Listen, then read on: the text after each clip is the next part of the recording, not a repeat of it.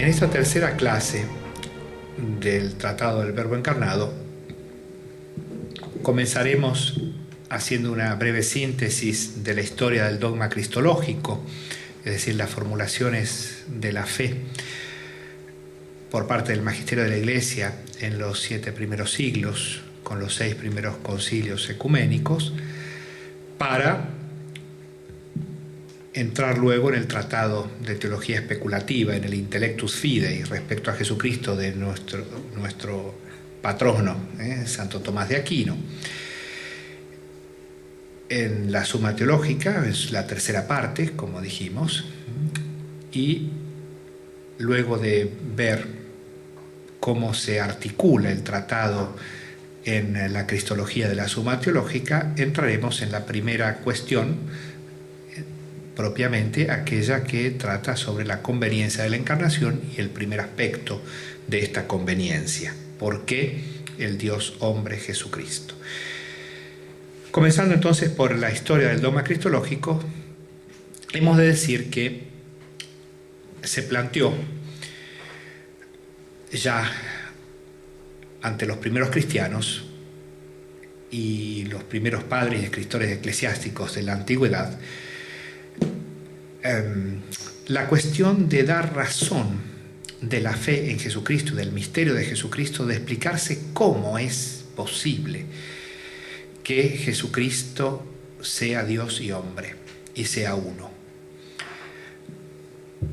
Entre la unidad de Cristo y la dualidad de Cristo. He ahí que se juega la controversia fundamental en los primeros siglos acerca de nuestro Señor. Por eso las escuelas de pensamiento que surgen con los padres de la Iglesia, sobre todo en Alejandría, la llamada Escuela de Alejandría, que venía ya por el hecho de ser Alejandría un gran centro de la antigüedad, de la cultura antigua. Estaba la famosa biblioteca de Alejandría, que había concentrado desde que Marco Antonio regaló a Cleopatra la biblioteca de Pérgamo, que se juntó con la biblioteca que ya había en Alejandría, fue la biblioteca más grande de toda la antigüedad, es decir, era el centro cultural más importante del mundo antiguo en la época del Imperio Romano y posteriormente, hasta que esa biblioteca fue quemada, lo sabemos, con la invasión musulmana a comienzos del siglo VII. Pero en Alejandría estaba ya, se había hecho la traducción griega de los 70, estaba Filón de Alejandría, es decir, estos pensadores también judíos, filósofos, estaba la escuela filosófica neoplatónica, Plotino, varios pensadores, pero cuando llega el cristianismo surge una escuela de pensamiento cristiana muy importante, con autores que comienzan a ver cómo es posible explicarse el misterio de Jesucristo hasta donde nos es dado, sabiendo que es un misterio propiamente dicho, que nunca la razón humana lo puede agotar, lo puede conocer adecuadamente, porque es justamente un misterio propiamente divino, Dios hecho hombre, pero sin embargo la razón humana puede conocer mucho de ese misterio, puede conocer justamente, como hemos dicho, que no es contradictorio, que se pueden resolver todas las objeciones en contrario, que no es imposible, que es posible, no solamente que es posible, sino que es conveniente, y que es lo más conveniente, además, a Dios y al hombre, que se dé una realidad que se llama Jesucristo, lo más conveniente. Y luego entonces, ¿por qué esa conveniencia? En los motivos que Dios haya tenido para su plan de salvación y lo que se deduce de allí, como dijimos, ¿no? Entonces, las escuelas de los padres, la escuela de Alejandría, insistió sobre todo en la unidad de Cristo y en un tipo de explicación cristológica que se llamó el Logos Sarx, es decir, el Logos, la realidad divina, o la realidad del Logos de Dios, que para algún autor de esta escuela no era Dios, es subordinado, subordinacionismo inferior a Dios, Arrio, el hereje primero y más importante contra el cristianismo, contra la divinidad de Cristo, cristiano pero no reconociendo la divinidad de Cristo, la unidad de Cristo y el Logos Sarx, es decir, el Logos es lo espiritual y lo humano en Cristo es solamente la carne, lo carnal, lo corpóreo, material, digamos. como que esa dualidad era la dualidad de una sola realidad compuesta como el hombre, de alma y cuerpo, así es Jesucristo de logos que toma el lugar del alma y cuerpo. La otra escuela que se contrapone a esta es la escuela de Antioquía, los padres antioquenos, que insisten en la dimensión humana de Cristo, verdadero hombre, perfecto hombre, hasta el punto que también exagerarán y caerán en otra herejía famosa, la de Nestorio, poner en Cristo dos sujetos, dos personas unidas, como un hombre santo puede estar unido a Dios. Es decir, Cristo era un hombre teóforo, un hombre portador de Dios, un hombre divinizado muy unido a Dios, pero persona humana, dos personas. La escuela de Alejandría reacciona contra esta posición de la escuela de Antioquía. Hay controversia entre ambas escuelas y así surgen otras herejías que se llamarán, son a cargo sobre todo de la escuela de Alejandría, la herejía del monofisismo, es decir, llegar a que la unidad de Cristo es tal que se da una sola naturaleza, una confusión entre naturaleza humana y naturaleza divina, se hace una naturaleza mezcla de lo divino y lo humano, siempre tendiendo a esa composición logos-sarx, el verbo lo espiritual, humano la carne, lo corpóreo meramente. En cambio, siempre la escuela de Antioquía contraponiéndole que no, que había una dimensión humana auténtica, completa de Cristo, también con el alma humana, toda la dimensión humana de Cristo. Y en una etapa ulterior, también la escuela alejandrina producirá la herejía que se llama el monoteísmo, es decir, una sola voluntad o una sola operación en Cristo, divino-humana.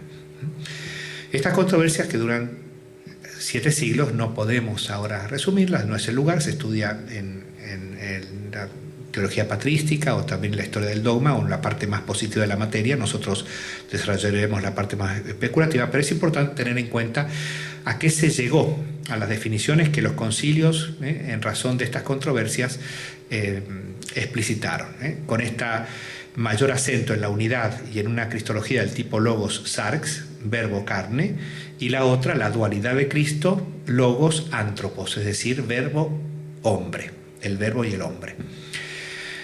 Digamos que lo fundamental es llegar a la afirmación de que en Cristo hay una unidad fundamental de ser uno, fundamentalmente como un solo sujeto o persona, o en términos griegos, hipóstasis, subjectum en latín, o sujeto, o subsistente, personal, una persona. La persona divina del verbo, el logos de Dios.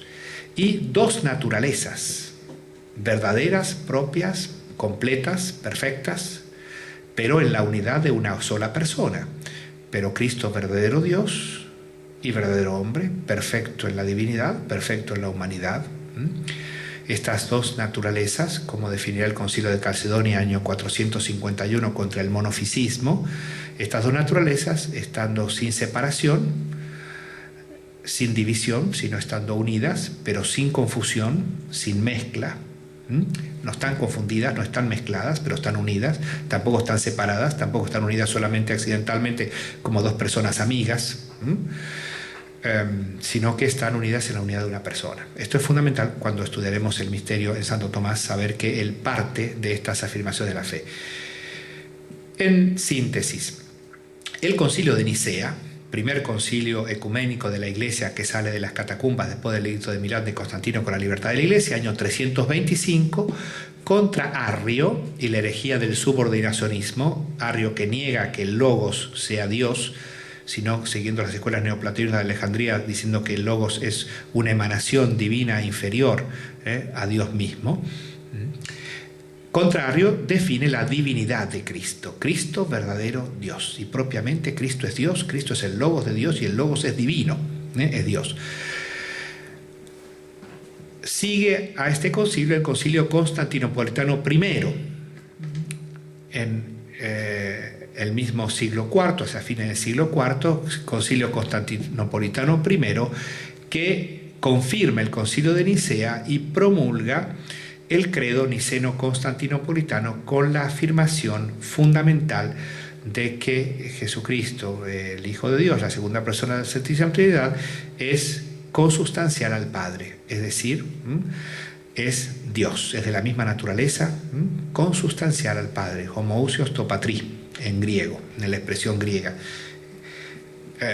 Por eso, importantísimo, el Concilio Constantinopolitano I, con la definición que confirma el Concilio de Nicea y el credo llamado Credo Niceno Constantinopolitano, nuestro credo largo, así llamado. El tercer concilio ecuménico fue el Concilio de Éfeso en el año 432, contra el hereje Nestorio, que afirmaba, siendo un hereje de la escuela de Antioquía, la dualidad de Cristo, hasta el punto que ponía en Cristo dos personas, siguiendo a su maestro, que no había sido hereje, pero había caído igual en un cierto error en eso, que decía que en Cristo había dos personas. Entonces él, ya hereje porque llamado a profesar la fe verdadera, se mantiene contumaz y rechaza la corrección, ¿no? Y se mantiene en su posición, afirma la dualidad de personas, diciendo que entonces uno era el Hijo de Dios, otro el Hijo de María. Y contra ello, el Concilio de Éfeso en el 432 definió que Cristo es uno con unidad de persona. Esa persona única de Cristo es el Hijo de Dios y es el Hijo de María. Por lo tanto, María es la madre del Hijo de Dios, es la Theotokos, es la que da a luz a Dios. Madre de Dios. Importantísimo. Así el dogma mariano, la mariología, es una garantía de la fe auténtica cristológica. María, su misterio como Madre de Dios, indica y señala el misterio de Cristo como verdadero Dios en la unidad de persona divina del Verbo, del Logos. La escuela de Alejandría reacciona sosteniendo todavía llevando la unidad de Cristo hasta decir, bueno, una persona, pero además es una sola naturaleza, el monofisismo del hereje Eutiques,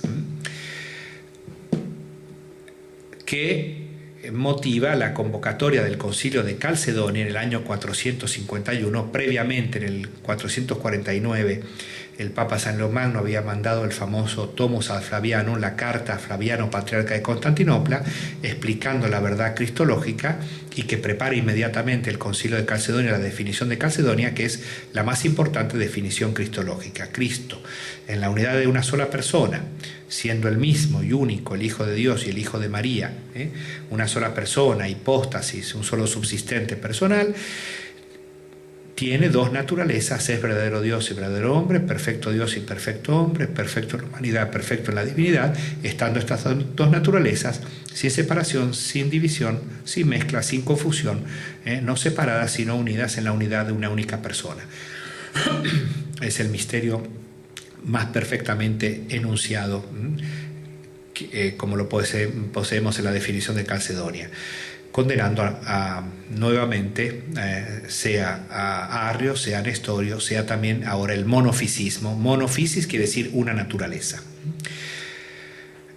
Surge, años después, un nuevo intento de acentuar demasiado la unidad de Cristo, proponiendo el monotelismo, es decir, una sola operación, una sola voluntad divino-humana mezclada de Cristo.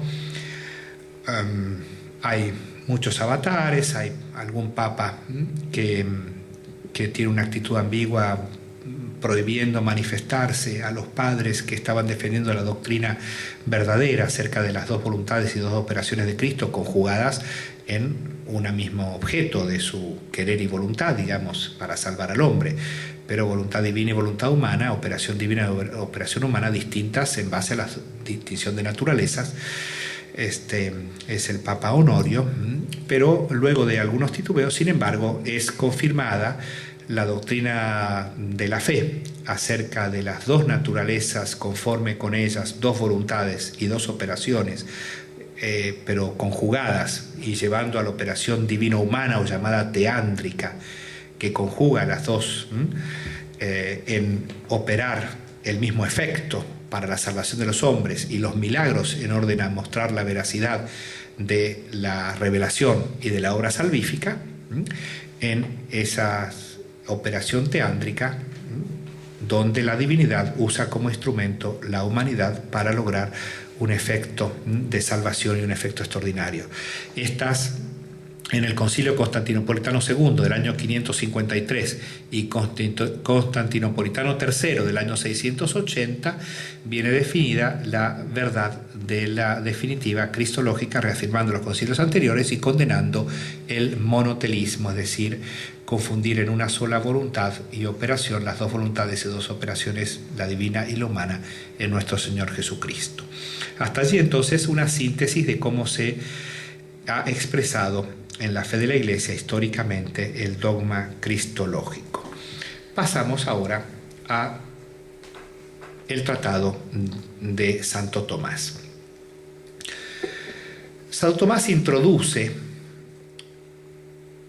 en el prólogo a la tercera parte de la Suma Teológica la cristología que había sido indicada en el prólogo a la cuestión segunda de la primera parte, cuando empieza a tratar toda la materia teológica, diciendo que es la tercera etapa, digamos. En tercer lugar, estudiar la teología, estudiar acerca del Salvador, de Cristo, que es nosotros la vida para que lleguemos a Dios.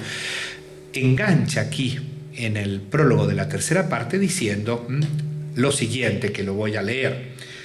Dado que nuestro Salvador y Señor Jesucristo, salvando al pueblo de sus pecados, tal como lo anunció el ángel en Mateo 1:21, la aparición a San José, nos reveló en sí mismo el camino de la verdad, por el que resucitando podemos llegar a la bienaventuranza de la vida inmortal, es decir, la vía auténtica de salvación para llegar a la vida eterna, con la resurrección futura, incluso la salvación completa del hombre.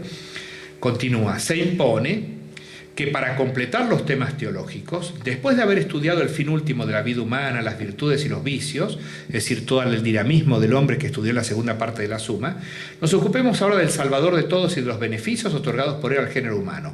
Del Salvador y de los beneficios otorgados, o sea, lo que bien hizo él para salvarnos.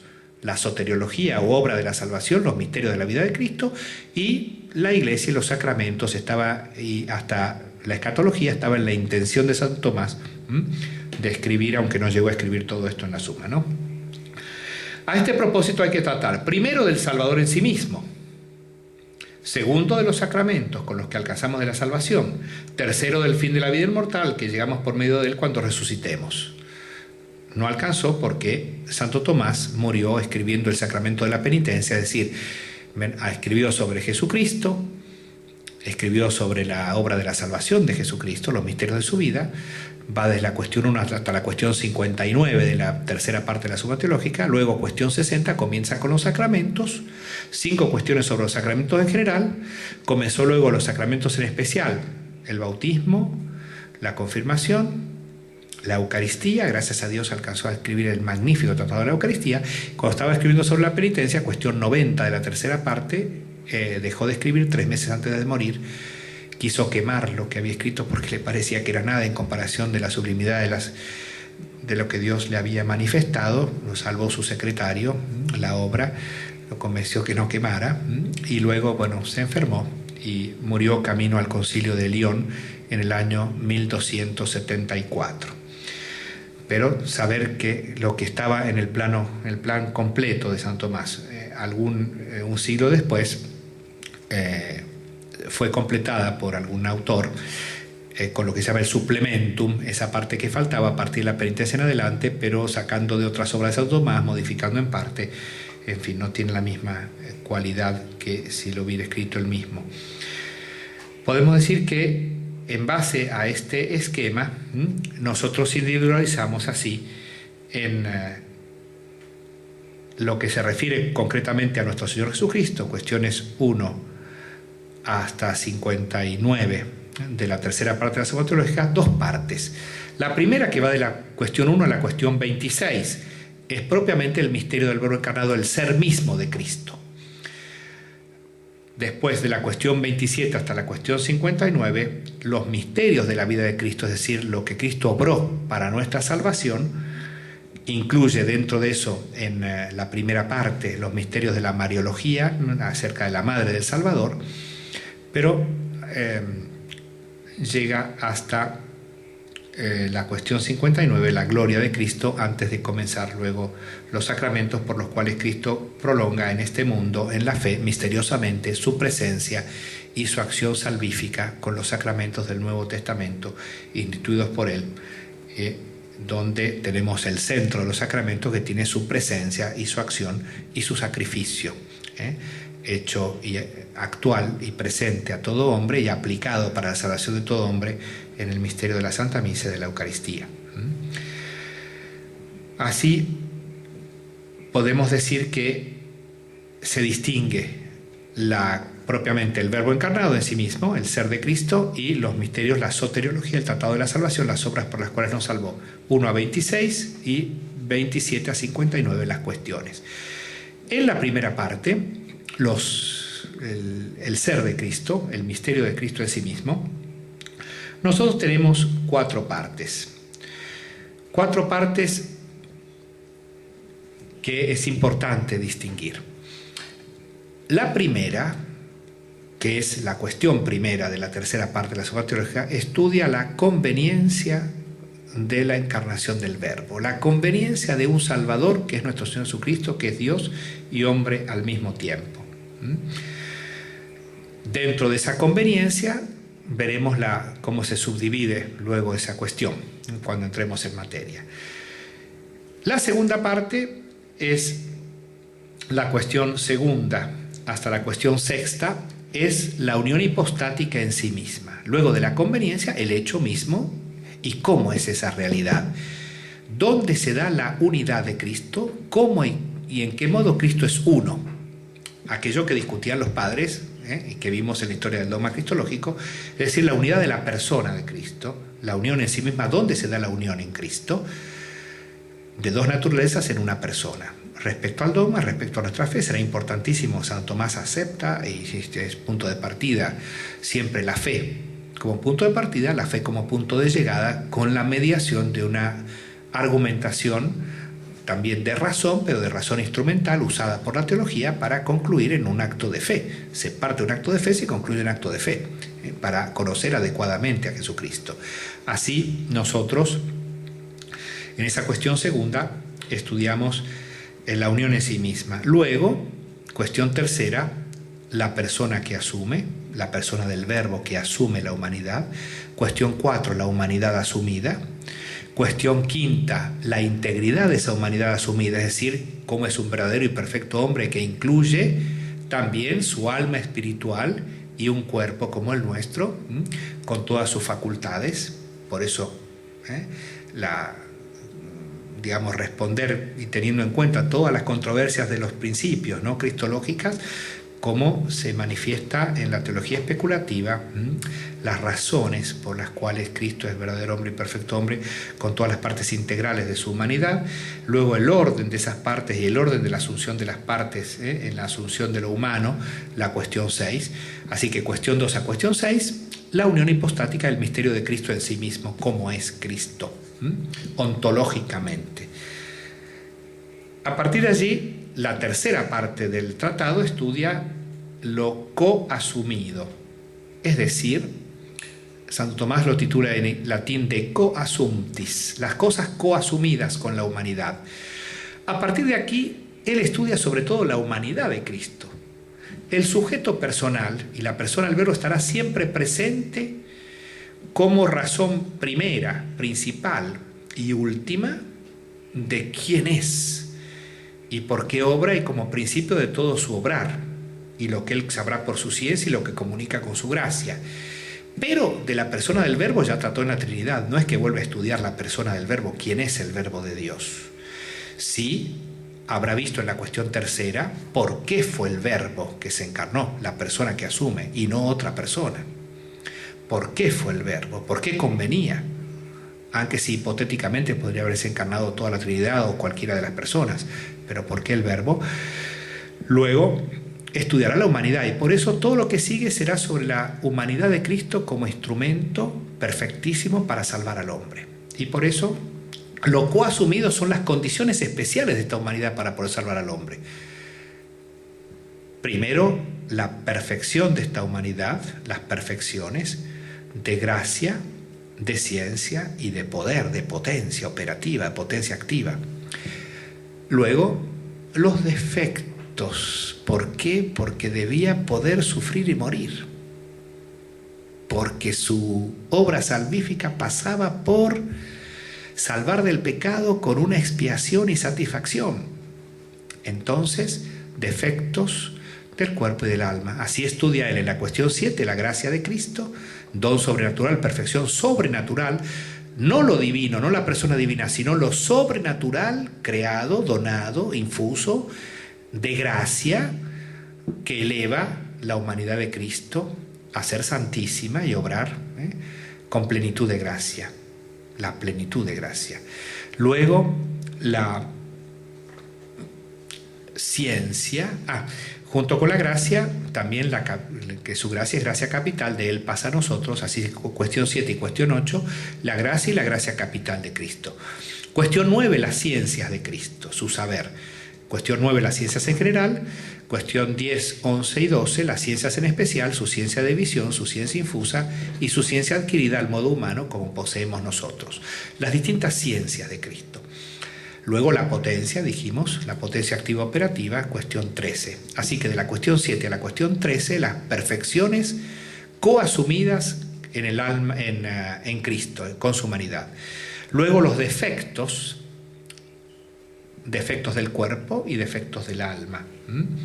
Los defectos que serán entonces defectos del cuerpo, cuestión 14, defectos del alma, cuestión 15, sobre todo la pasividad y la mortalidad. Sabemos que como defecto del alma o del cuerpo no podemos nunca poner desorden moral, porque consta en la Sagrada Escritura y en su vida, en todos los testimonios, de su inocencia total.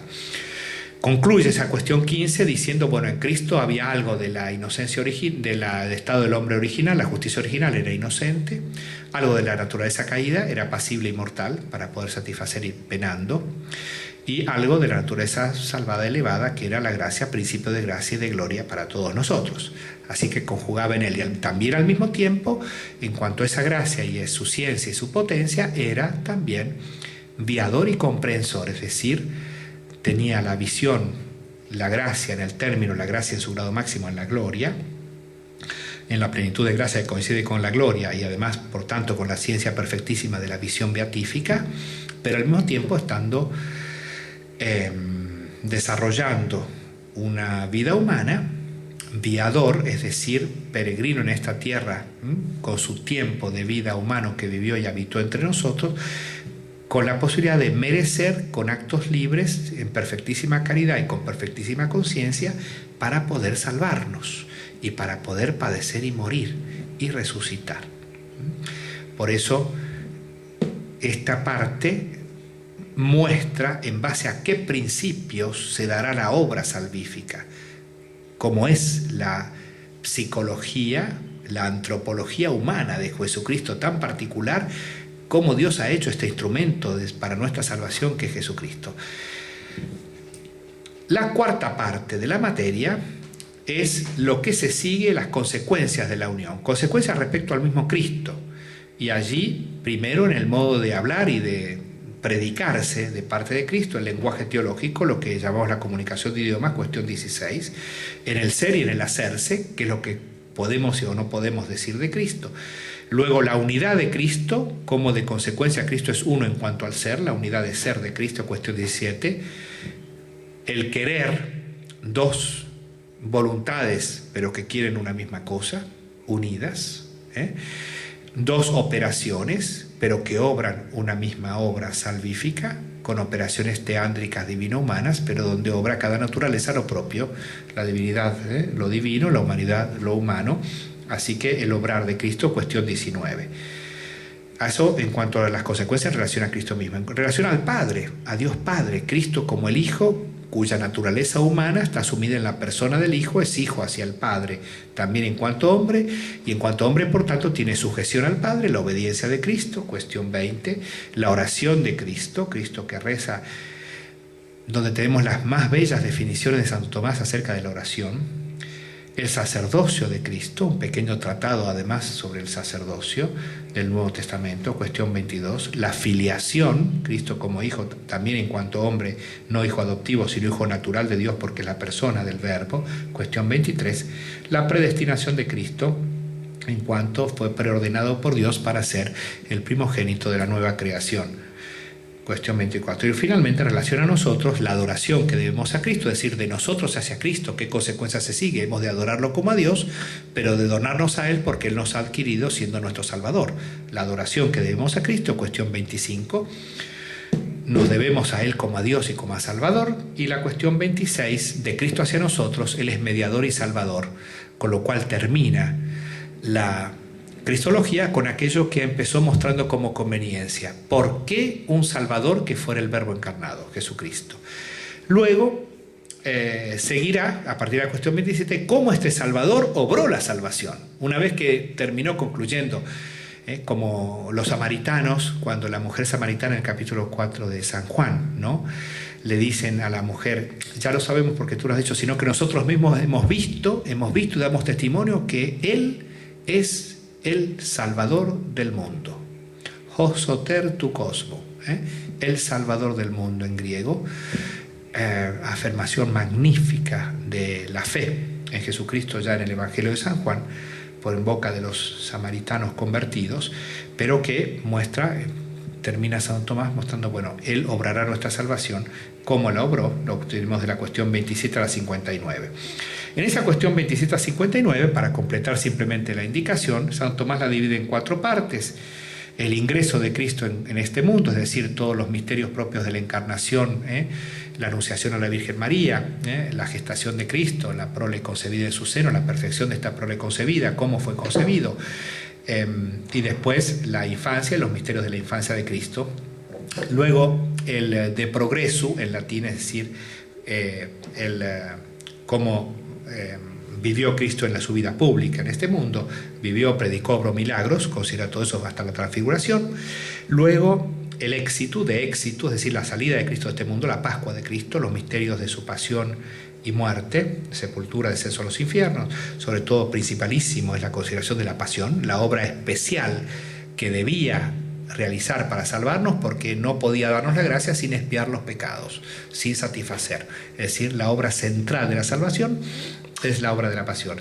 Y luego la de exaltación, los misterios gloriosos de Cristo a partir de la resurrección, la glorificación, sesión a la destra del Padre y su función de juez universal, con la que termina todo el edificio, esa magnífica catedral que construye Santo Tomás, especulativa sobre el misterio de Jesucristo, concluyendo con el juez universal que ha de venir al fin de los tiempos, como lo tenemos en los pórticos de las catedrales medievales, catedrales que significaban la humanidad física y la humanidad mística, en Cristo físico y Cristo místico, materializado en el signo del templo, ya que significa el templo vivo que somos nosotros, que Cristo ha obrado por su salvación.